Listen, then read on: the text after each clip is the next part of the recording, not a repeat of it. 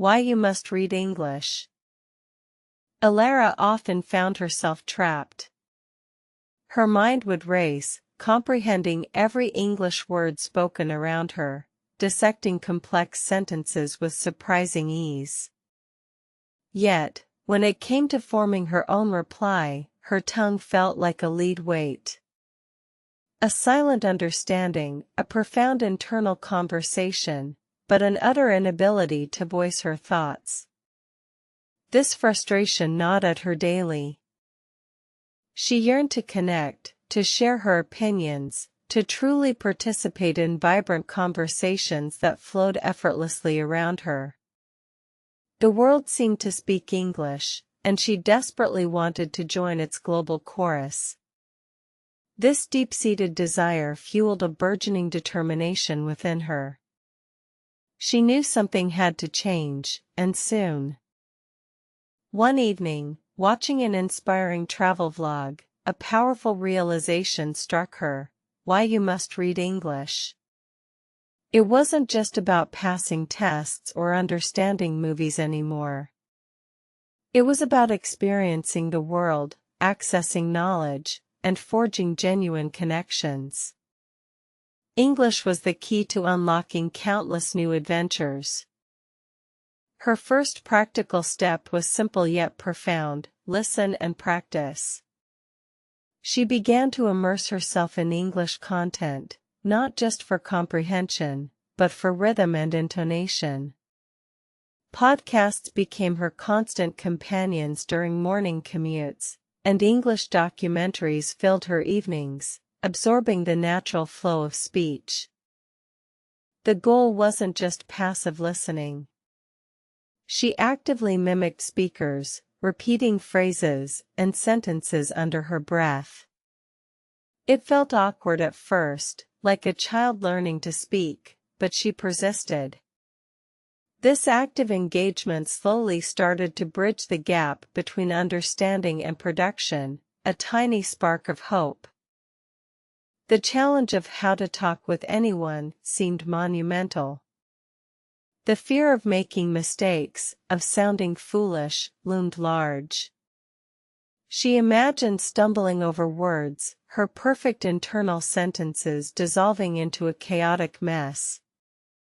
This anxiety was a significant hurdle she needed to overcome if she ever wanted to progress. Confidence, she realized, wasn't magically acquired, it was built, brick by tiny brick. How to make confidence in speaking became her new mantra. She started small, talking to herself in the mirror, narrating her day, describing objects around her room. These solo monologues were her safe space. Next, she ventured into recording her voice. Listening back to her own English felt strange, sometimes disheartening, but also incredibly insightful. It highlighted areas for improvement: pronunciation, pauses, sentence structure. This self-assessment was a crucial, albeit uncomfortable, part of her journey forward. Learning new words was another critical component. How to learn words became an organized process. She moved beyond rote memorization. Instead, she focused on learning words in context, using flashcards with example sentences, and creating mental images to solidify their meaning and usage. She started carrying a small notebook, jotting down unfamiliar words encountered during her listening sessions. Later, she would look them up, write down synonyms and antonyms, and try to use them immediately in her internal monologues or written sentences. This active engagement made words stick. Still, the elephant in the room remained: I understand English but I can't speak well. This paradox plagued many learners, and Elara was no exception. Her comprehension was high, but the leap from understanding to articulate expression felt like crossing a vast, unbridged chasm. She read countless articles, all reiterating the same advice: listen and practice. But how to translate that into actual spoken words in a real-time conversation? The gap between input and output felt so frustratingly wide, and she craved a breakthrough, a tangible first step. The turning point came when she decided to embrace imperfection. How to take first step for talking meant accepting that she would make mistakes, that her accent might be strong, and that her vocabulary might be limited. The priority was communication, not perfection, a liberating thought. Her first real attempt outside her safe bubble was with an online language exchange partner. Her palms sweated, her heart pounded. The first few minutes were a jumble of hesitant phrases and long silences, but her partner was patient and encouraging, which gradually eased her anxiety. She realized that a structured English study plan for talking was essential. It couldn't be haphazard anymore. She allocated specific times each day for listening, speaking practice, and vocabulary building, treating her English journey like a serious, yet enjoyable, project. Her plan included daily speaking tasks, describing her day, explaining a simple concept, or answering common interview questions aloud. This deliberate practice focused on activating her passive vocabulary and grammar knowledge for active production. To truly learn how to talk in English, she knew she needed more immersive experiences. She joined an online book club where discussions were held in English, forcing her to formulate opinions and express them, even if haltingly, in real-time interactions. The fear of judgment slowly began to recede. Each small conversation, each successful exchange, no matter how brief or imperfect, added another layer to her growing confidence. The positive reinforcement from understanding and being understood was incredibly powerful. She started to frame mistakes as learning opportunities, not failures. Every mispronounced word or grammatical error became a data point for improvement. This shift in mindset was pivotal in maintaining her motivation and preventing discouragement from derailing her progress. Her vocabulary expanded dramatically, not just through dedicated study, but through active listening to native speakers. She noticed how words were used in different contexts, how nuances changed meaning, and she tried to incorporate these observations into her own speech.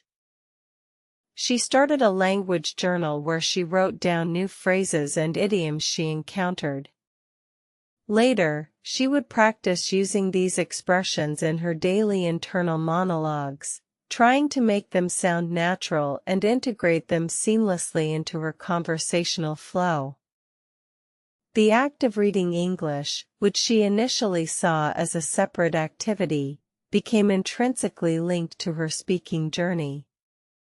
Reading aloud helped with pronunciation and rhythm, and exposure to diverse texts expanded her understanding of sentence structures. She sought out opportunities to use English in her daily life. Ordering coffee, asking for directions, or even browsing online forums, anything that required her to actively engage with the language, even if just for a few sentences, contributed to her growing fluency. Her understanding of why you must read English deepened. It wasn't just about information acquisition, it was about internalizing the language's patterns, making it feel less foreign and more like an extension of her own thought process. She began to observe native speakers, paying close attention to their nonverbal cues, their intonation, and their conversational fillers. These subtle elements, she realized, were just as important as vocabulary and grammar in how to talk with anyone. The idea of how to talk with anyone shifted from a daunting challenge to an exciting prospect. She no longer saw strangers as potential judges but as opportunities to practice and connect, embracing the unpredictability of real conversations. She discovered the power of asking open-ended questions. This not only kept conversations flowing but also provided her with more listening practice, allowing her to process information before formulating her own responses, easing the pressure of immediate replies. The mantra of listen and practice became her second nature. She practiced active listening, not just hearing words, but trying to grasp the speaker's intent, emotions, and subtle meanings, which greatly improved her ability to respond appropriately. Her dedication to practice extended beyond formal sessions. She began to think in English, narrating her daily activities to herself, planning her day, and even dreaming in the language. This constant immersion accelerated her progress exponentially. How to make confidence in speaking was no longer a theoretical concept but a tangible outcome of her consistent efforts. Each successful interaction, each clear articulation of a thought, solidified her belief in her own abilities. She realized that confidence didn't mean never making mistakes. It meant having the courage to make them, learn from them, and move on. The fear of imperfection had been her greatest barrier, and overcoming it was her biggest triumph. Her approach to how to learn words evolved. Instead of memorizing isolated terms, she focused on collocations, words that naturally go together. This made her speech sound more natural and fluent, less like a collection of disjointed vocabulary.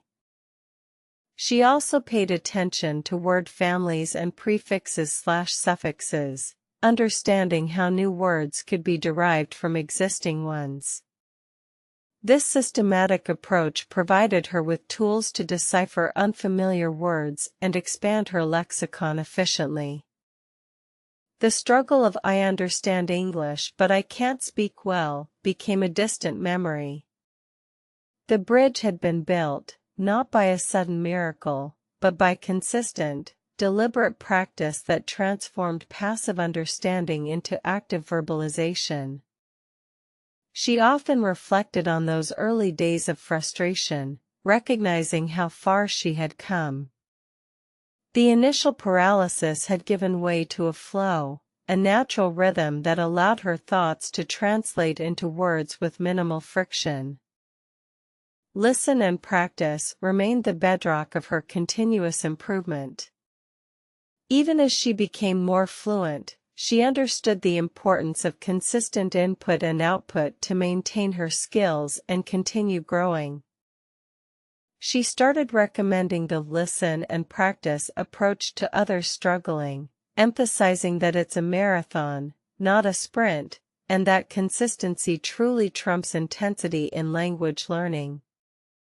Taking how to take first step for talking involved embracing discomfort. She pushed herself out of her comfort zone repeatedly, initiating conversations, even brief ones, with strangers at cafes or during her travels.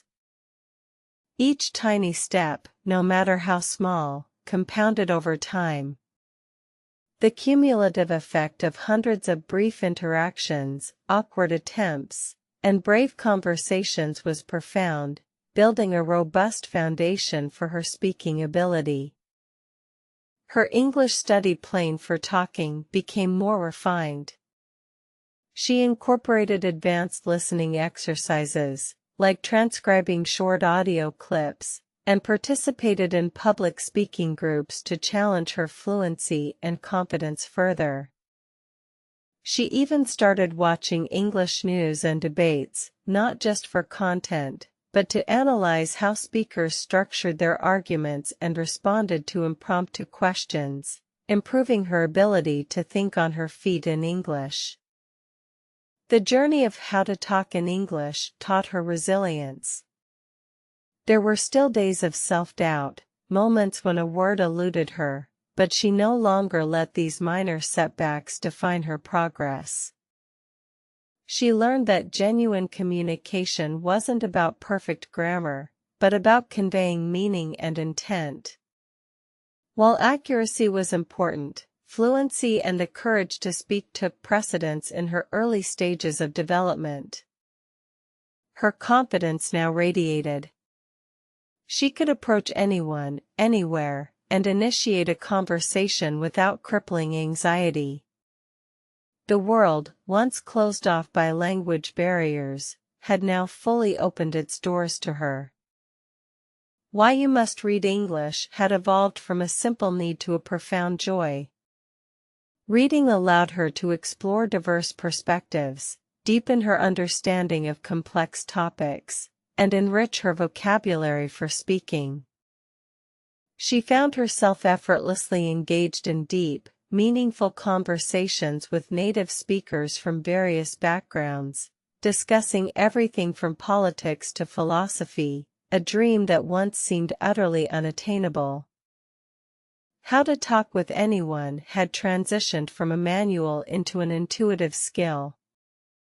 She no longer consciously thought about grammar rules or vocabulary lists, the words simply flowed, a natural extension of her thoughts. Her journey was a testament to the power of persistent listen and practice. It was the continuous feedback loop of input and output that sculpted her understanding and refined her spoken English over time. The realization that how to make confidence in speaking was an internal battle, won through courage and self-compassion, resonated deeply. It wasn't about external validation but about believing in her own voice. Her innovative methods for how to learn words, contextual learning, active recall, and real-world application proved far more effective than traditional memorization, making her vocabulary acquisition a dynamic process. The frustrating phase of "I understand English but I can't speak well" had given way to a liberating fluency. She was finally able to articulate her ideas, opinions, and feelings with clarity and conviction. Listen and practice was no longer a task but an integrated part of her lifestyle, a continuous engagement with the language that kept her skills sharp and her learning ongoing. Her story became an inspiration, demonstrating that taking how to take first step for talking is the most crucial action, regardless of how small or imperfect that first step might feel. She often shared her English study plan for talking with aspiring learners, emphasizing consistency, immersion, and courage over perfectionism, guiding them on their own path to verbal mastery. And so, Elara, once silent and frustrated, became a confident English speaker, proving that how to talk in English is not a mystical art, but a journey achievable through dedication, strategic practice, and unwavering belief in oneself.